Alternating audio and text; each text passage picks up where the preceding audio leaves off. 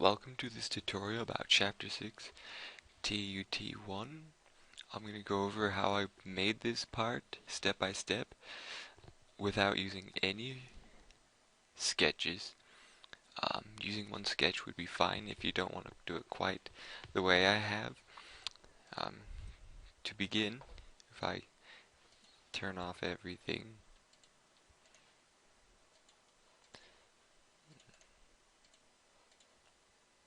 well, you can see I created this base part down here. I'd use that from the design features. Oh, I must turn on this so we get all my design features. Okay, we can go back to the tree, insert,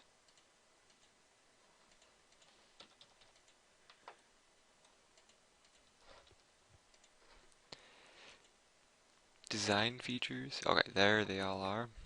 Use the block command. I often use the cylinder. As you can see, there are cylinders here and here and there and there and there. Instead of using a hole, I decided to use a cylinder instead. I didn't create this part necessarily the easiest way. I did it to show that it is possible and other ways you can use different commands just for some practice. The second thing I did was I located this cut down here, as you can see, with another block that I inserted. You can see my coordinates for it 100 in the X, 60 in the Y, 2 in the Z. You can also see that I moved it over from here 13 and then it cut out all that. So it is located properly from using coordinate system and then using the XYZ depth, height, and width. Once that was in place, you can see I placed in to the model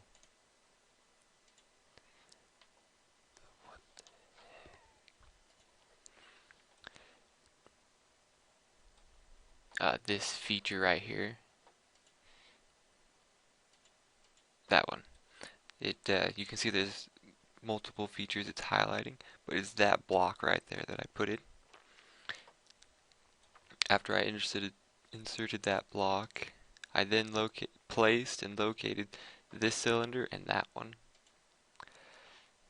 Then from here you can see that we have this wedge that we need to cut out. That's what I did with this chamfer right here. So to do that, I measured from that corner, which would have been here, to that point, which is 25, from here to here, and it's 100 from there to there, creating this chamfer which makes it tangent to that face. And after that, I added this feature right here, so it didn't look silly anymore. Cut out the holes, added a block right here, or more, excuse me, I cut this out, and then you would have had a block right here. Then I used the edge blend to make that around to the diameter of 25. After that, I created these holes with the cylinder command.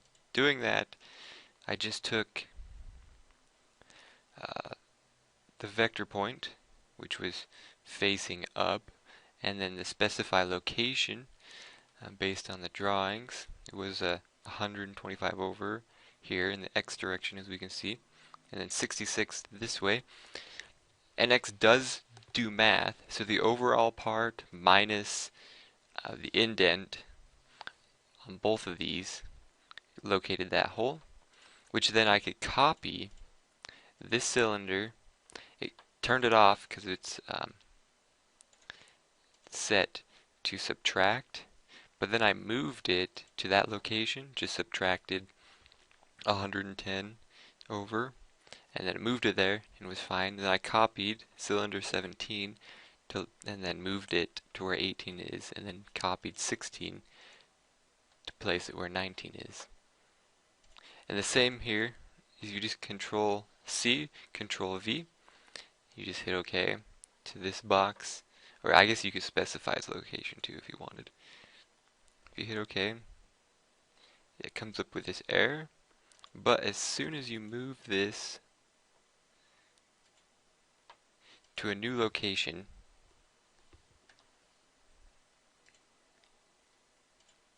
you'll see that it's fine.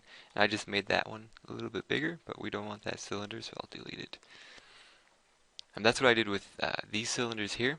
I just simply copied it and then changed its uh, diameter, and then turned it into subtract instead of unite.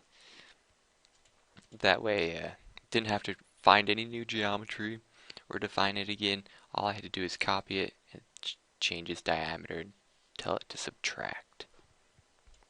And that's the end of this tutorial.